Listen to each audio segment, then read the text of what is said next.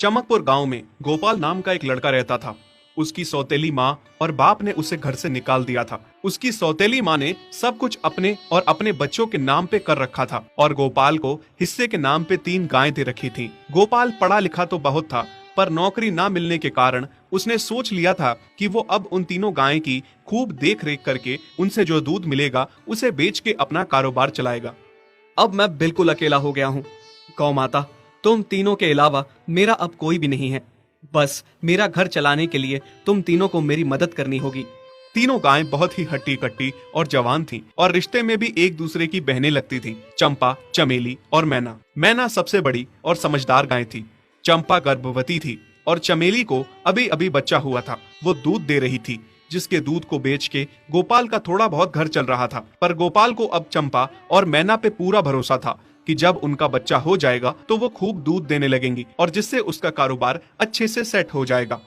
देखा चमेली बहन, हमारे मालिक को कितनी उम्मीदें हैं हम तीनों से। हाँ चंपा, सुना मैंने, मालिक ने हमसे कितनी सारी उम्मीदें लगा रखी हैं।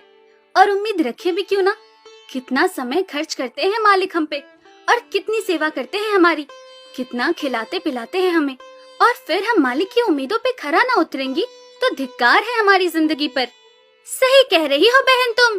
चलो हम तो मालिक के लिए कुछ ना कुछ कर ही लेंगे। तुमने बच्चा दे दिया है, दूध भी दे रही हो, मैं भी गर्भवती हूँ।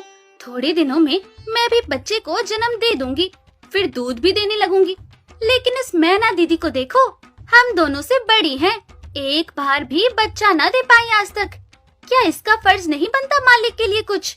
ये तो बड़ी हैं, हमसे ज्यादा इसको मालिक के लिए करना चाहिए था, लेकिन हम छोटी होकर इतना सोच रहे हैं। तुम दोनों ऐसा क्यों कह रही हो? क्या गलत कह रहे हैं हम? सही तो कह रहे हैं। कितने सालों से बांझ पड़ी हो तुम। ऐसा कैसे कह सकती हो तुम?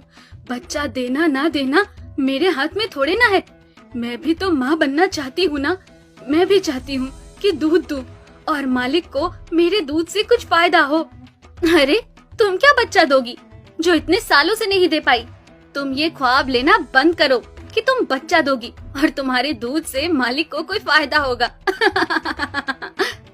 दोनों छोटी बहनें बड़ी बहन मैना की बेबसी का मजाक उड़ाती हैं और उस पे हंसती हैं। इस बात से मैना बहुत दुखी होती है और रोती है कि उसी की बहनें उसको दिलासा देने की बजाय उसे ताने मार रही हैं, उसका मजाक उड़ा रही हैं। फिर एक दिन गोपाल का पड़ोसी उससे कहता है, अरे गोपाल, तुम्हारी 2 गायें तो ठीक है, एक गाय का क्या है?